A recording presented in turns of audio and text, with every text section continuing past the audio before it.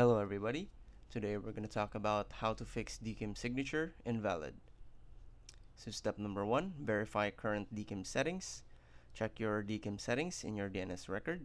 You can use tools like MX Toolbox, DKIM Lookup to verify if your DKIM record is correctly set up. Step number 2, update DKIM record. If the DKIM record is incorrect, update it in DNS provider's dashboard. Ensure that the DKIM key provided by postmark is correctly entered.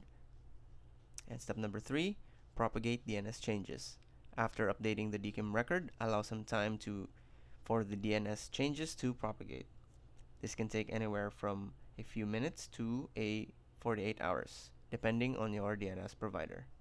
And step number 4, test email delivery. Once the DNS changes have propagated, send a test email to ensure that the DKIM signature is now valid. You can use email testing tools like Mail Tester to verify the key DKIM signature. That's it. Thanks for watching.